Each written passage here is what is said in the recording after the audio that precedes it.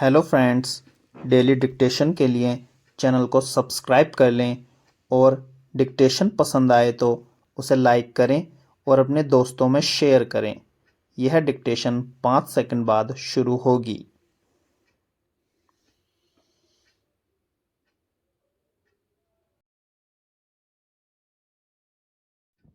Start.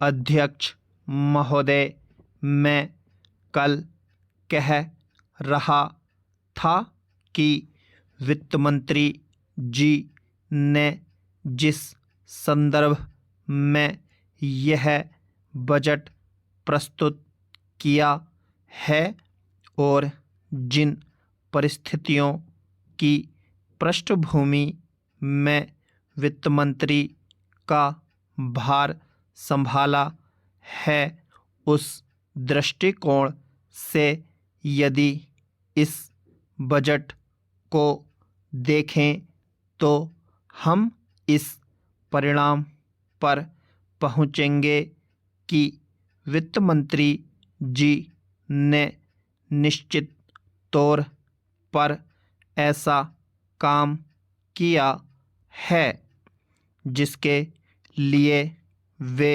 धन्यवाद के पात्र हैं। उन्होंने देश की अर्थव्यवस्था को सुधारने के भार को लेकर उसमें सफलता प्राप्त करके देश की बिगड़ती हुई आर्थिक दशा को सुधारा।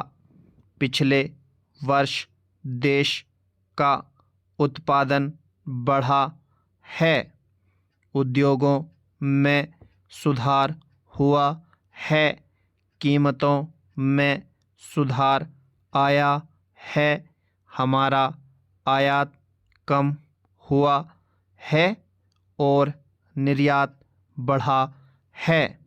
इस तरह से देश में एक नई आशा और विश्वास पैदा हुआ है।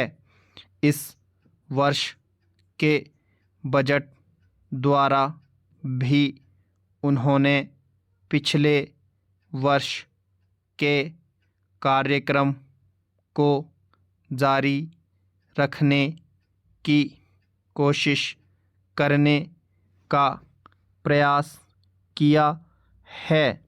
मुझे इसमें कोई संदेह नहीं है कि इसमें भी उनको सफलता मिलेगी। उन्होंने देश के आयात निर्यात के बारे में जो कदम उठाए हैं उनसे निश्चय ही हमारे विदेशी व्यापार का संतुलन सुधरेगा। यह निश्चय के साथ कहा जा सकता है, मैं वित्त मंत्री के लक्ष्यों व कर नीति का आम तौर पर स्वागत करता हूँ। यद्यपि मैं मानता हूँ कि इस कर व्यवस्था के द्वारा मध्य वर्ग पर बोझा पड़ेगा, परंतु इस देश में हमें पंचवर्षीय योजनाओं को जारी रखना है।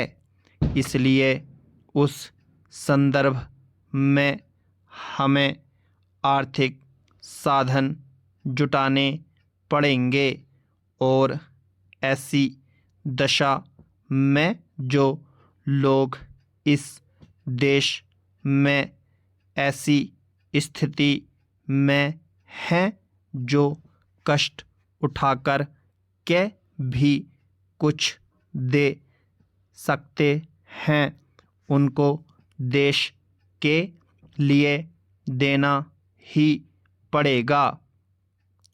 इसलिए वित्त मंत्री जी के इन कदमों का भी मैं स्वागत करता हूँ, परंतु साथ ही साथ मैं नम्रतापूर्वक यह अवश्य कहना चाहता हूँ कि वित्त मंत्री महोदय ने किसानों पर जो भी नए कर लगाए हैं उनके ऊपर वे फिर सोचें। स्टॉप।